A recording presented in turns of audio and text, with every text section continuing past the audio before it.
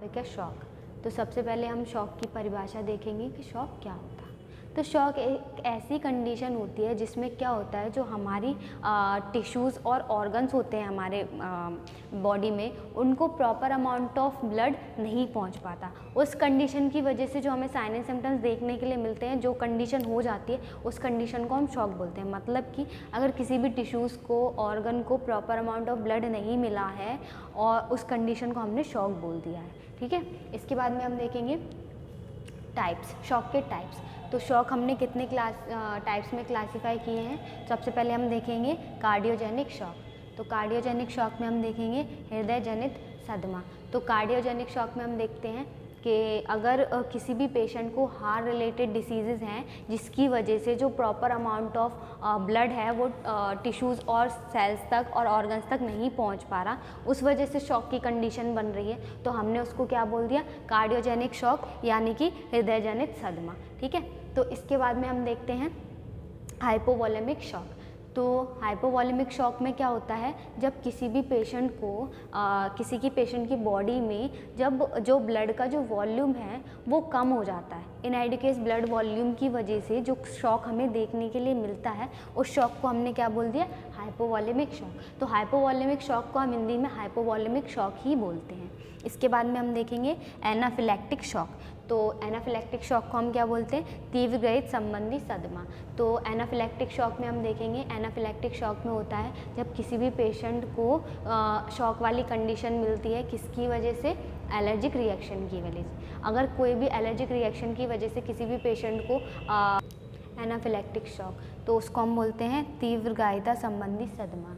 ठीक है, तो इसमें क्या होता है, जब किसी भी पेशेंट को एलर्जिक रिएक्शन की वजह से शॉक वाली कंडीशन देखने के लिए मिलती है, तो उस कंडीशन को हम क्या बोल देते हैं, एनाफिलैक्टिक शॉक, यानी कि तीव्र ग्राह्यता संबंधी सदमा। ठीक है, इसके बाद में हम देखेंगे सेप्टिक शॉक के बारे में। तो सेप्टिक शॉक क्या होता है, सेप्टिक शॉक जैसे कि आप सब लोग नाम से ही समझ रहे होंगे कि सेप्टिक शॉक क्या होता है। तो सेप्टिक शॉक मतलब, सेप्सिस मतलब क्या होता है, इन्फेक्शन। एसेप्सिस मतलब जो इन्फेक्शन को कंट्रोल करे या इन्फेक्शन जिसमें ना हो। तो सेप्टिक शॉक मतलब अगर किसी की बॉडी में अगर इन्फेक्शन की वजह से कोई भी कंडीशन देखने के लिए मिल रही है, जो कि बैक्टीरियल इन्फेक्शन हो सकता है, वायरल इन्फेक्शन हो सकता है, फंजाई इन्फेक्शन हो सकता है, अगर उस इन्फेक्शन की वजह से किसी की बॉडी में शॉक देखने के लिए मिल रहा है, तो उस शॉक को हमने क्या बोला, सेप्टिक शॉक। और सेप्टिक शॉक को हिंदी में सेप्टिक शॉक ही बोला जाता है। इसके बाद में हम देखेंगे न्यूरोजेनिक शॉक। तो ये न्यूरोजेनिक शॉक भी आप लोग नाम से समझ में आ रहा होगा कि न्यूरोजेनिक शॉक मतलब अगर किसी की बॉडी में जो न्यूरॉन्स हैं या जो नर्व्स हैं वो डैमेज हो चुकी हैं, जो नर्वस सिस्टम है वो डैमेज हो चुका है, अगर उसकी वजह से किसी को शॉक देखने के लिए मिल रहा है, तो उसको हम क्या बोलेंगे, न्यूरोजेनिक शॉक। ठीक है, तो ये हमारे टाइप्स थे। तो हमने टाइप्स में क्या क्या पढ़ा, कार्डियोजेनिक शॉक, जिसे हम हृदय जनित सदमा भी बोला। इसके बाद में hypovolemic shock and then anaphylactic shock. इसके बाद इसको हमने क्या बोला, तीव्र ग्राह्यता संबंधी सदमा। इसके बाद में हमने बोला septic shock and then neurogenic shock. अब हमारी बारी है कि हम देखेंगे कारण।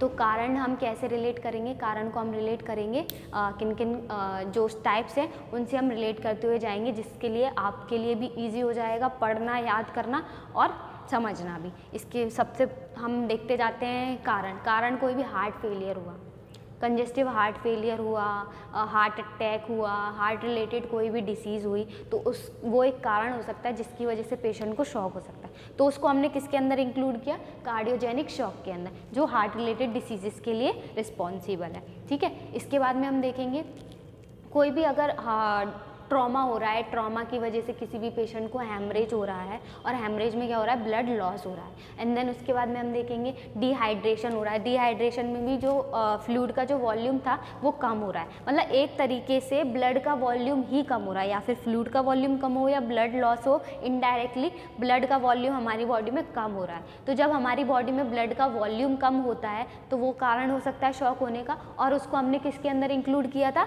हाइपोवोलेमिक शॉक के अंदर। मतलब कि हाइपोवोलेमिक शॉक किसके लिए रिस्पॉन्सिबल था, जब हमारे बॉडी में जो इनएडिक्वेट ब्लड वॉल्यूम रहता है उस टाइम पे जो शॉक होता है उसको हम हाइपोवोलेमिक शॉक कहते हैं। तो तो जो हमने देखे अभी हेमरेज हुआ, डिहाइड्रेशन हुआ, ट्रॉमा हुआ, तो ये क्या हो गए हमारे हाइपोवॉलेमिक शॉक के टाइप्स, मतलब एग्जाम्पल्स हो गए। एंड देन उसके बाद में हम देखेंगे कोई भी किसी के पेशेंट को अगर एलर्जिक रिएक्शंस होता है, एलर्जिक रिएक्शन में हम देख सकते हैं कोई भी अस्थमा वाला पेशेंट है तो हम क्या देखते हैं, अस्थमा वाले पेशेंट में जो एयरवे होता है वो ब्लॉक हो जाता है, डिस्निया होने लगता है, ठीक है, और बीपी फॉल हो जाता है। तो अगर एलर्जिक रिएक्शन की वजह से कोई भी ये कंडीशन हमें देखने के लिए मिल रही है, शॉक वाली कंडीशन, तो ये कारण है, ठीक है। और ये हमारे किसके अंदर इंक्लूड होता है, एनाफिलैक्टिक शॉक के अंदर, जिसको हम क्या बोलते हैं, तीव्र ग्रहिता संबंधी सदमा। इसके बाद में हम देखेंगे कोई भी वायरल इन्फेक्शन, बैक्टीरियल इन्फेक्शन जो रिस्पॉन्सिबल होते हैं शॉक के लिए, और उनको हमने किसके अंदर इंक्लूड कर दिया, सेप्टिक शॉक के अंदर। और उसके बाद में हम देखेंगे जो हमारे नर्व्स रहते हैं वो अगर किसी के भी न्यूरोजेनिक शॉक में क्या रहता है, न्यूरोजेनिक शॉक में अगर किसी भी पेशेंट को नर्व्स में कोई डैमेज हुआ है, ट्रॉमा की वजह से नर्व डैमेज हो गए, न्यूरॉन डैमेज हो गए, तो उस कंडीशन में हमें इसको इंक्लूड करते हैं न्यूरोजेनिक शॉक के अंदर। तो ये हमारे कॉजेज़ के साथ साथ टाइप्स के एग्जांपल भी होगा, आप लोग को इजीली समझ में भी आया होगा। इसके बाद में हम देखेंगे लक्षण। तो लक्षण क्या क्या हो सकते हैं, लक्षण को भी हम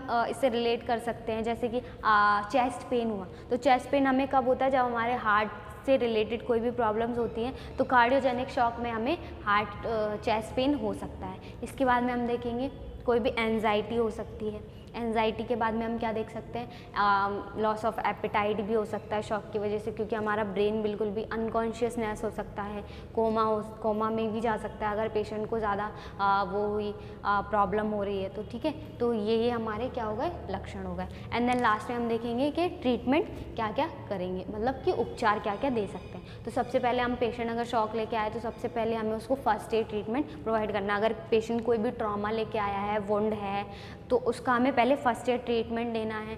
फिर उसके बाद में अगर कोई भी पेशेंट अनकॉन्शियस होके आया है तो हमें उसका एयरवे, ब्रीथिंग, सर्कुलेशन, ये तीनों चेक करना है। अगर ये तीनों प्रॉपर नहीं है तो हम उनको क्या दे सकते हैं, CPR प्रोवाइड कर सकते हैं, कार्डियो पल्मोनरी रिसक्सिटेशन, ठीक है। एंड देन उसके बाद में हम देखेंगे कि हम अगर किसी भी पेशेंट को हाइपोवॉलेमिक शॉक हो रहा है तो हमें क्या करना है, हमें देखना है, हम कर सकते हैं उसको IV एडमिनिस्टर कर सकते हैं। IV एडमिनिस्टर करेंगे तो क्या होगा, जो ब्लड का जो वॉल्यूम होगा वो प्रॉपर हो जाएगा।